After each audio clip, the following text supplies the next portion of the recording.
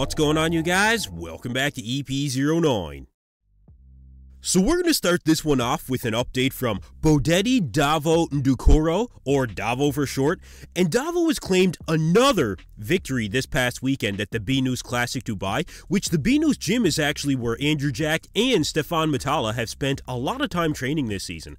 But this is a bodybuilder, a young bodybuilder, that is really making a big statement. He has an unbelievable physique. He's very complete. He's got great arms. I find he has a midsection that's reminiscent of Dexter Jackson. That X-frame from the front is very impressive. Great level of conditioning.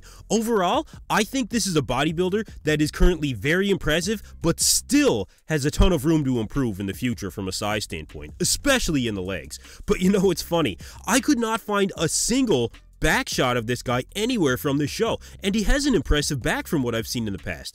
But either way, Davo is of course going to have the same questions asked of him that we asked of Michael Krizo last season. Will he make the switch to the IFBB Pro League? And I have seen him say in the past that he plans on making the switch after, as he says, fills in a few more gaps, and the IFBB Pro League is very competitive, but my guess is that Davo will want to do the same as Michael Krizo did. Dominate the Elite Pro, max out your potential there, and then make the switch over. Not to mention the fact that this Binous Classic Dubai paid out 60,000 dirhams, which is about 17,000 US dollars, you guys, and that's pretty much more than any IFBB Pro League show pays out there. Now, Davo is not done. He'll be competing again in another week, and according to his coach, he'll come in even more shredded to that show. So we'll keep following Davo's progress and see how many wins he can stack up before joining the big boys in the Pro League.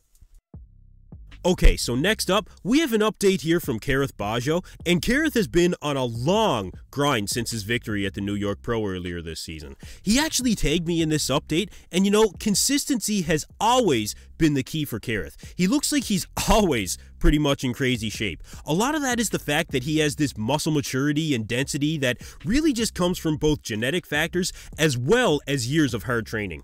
And I think this is the year that you'll see Kerrith battling it out for a top 3 spot at the 212 Olympia.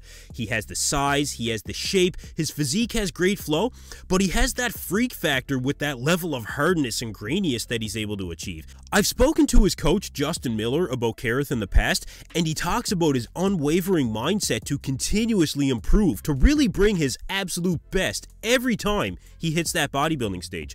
Kerrith made a huge statement at the New York Pro this year. He's been laser focused ever since, and he has not hit that Olympia stage without improving on his placing. So let's see what kind of damage Kerrith can do this year. Alright, next up, we have an update here from Mr. Classic Physique Olympia himself, Chris Bumstead, and we rarely see any physique updates from the champ until he really starts to get in crazy shape getting close to the Olympia. And Chris is looking to be capitalizing on those few extra pounds of the weight cap increase. He looks absolutely massive in this update. And you know, the last we spoke about Chris Bumstead was when he made that lengthy post about being really uncertain about his future in competing, not really knowing when he was going to retire, but hinting at the fact that it could be sooner than later. And honestly, I think posting this update was just a little reminder to the fans and the competition that at least for this year, Chris Bumstead is going to be bringing his absolute best to the Olympia stage, and he's going to defend his title. Every year since Chris began his reign as the Classic Physique Olympia champ, everyone has been fighting for second place, and I expect that it will be the exact same scenario this year. Chris is light years ahead of the competition, and until he does decide to retire from competing once and for all, the title is absolutely his to hold for as long as he so chooses. Alright, so next up, we have a physique update here from Charles Griffen at only about a week out from the Legion Sports Fest, and the Legion is the absolute last chance for any competitor to qualify for the 2023 Olympia. So this is going to be a really exciting show to watch.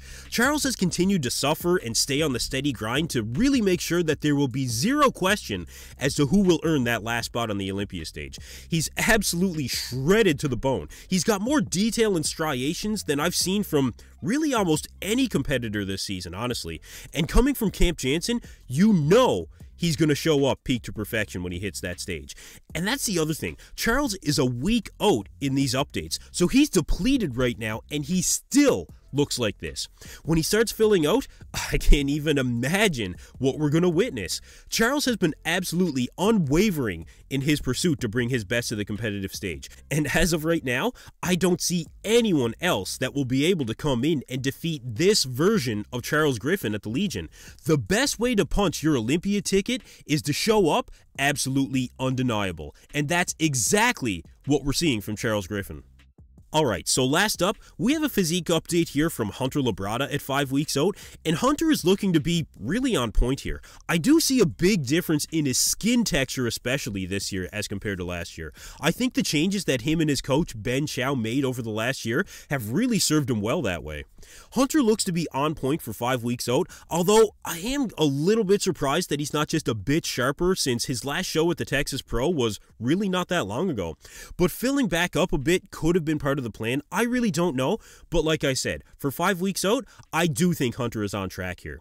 Now, there's been a lot of questions surrounding where Hunter will place at this year's Olympia. The question has been, will he improve on his best placing of 4th at the Olympia that he achieved in 2021, or is the competition just too stiff this year, and will Hunter drop out of the top 6, or even the top 8? I've seen some people saying that Hunter will be outside of the top 10 this year, which I actually don't think that's going to happen. I personally do not see Hunter outside of that top 8, but when you really break down the rest of the competition that Hunter is going to have to deal with, we did just see Andrew Jack defeat Hunter. Michael Krizo has gone on record saying that Hunter will not be a problem to defeat at this year's Olympia.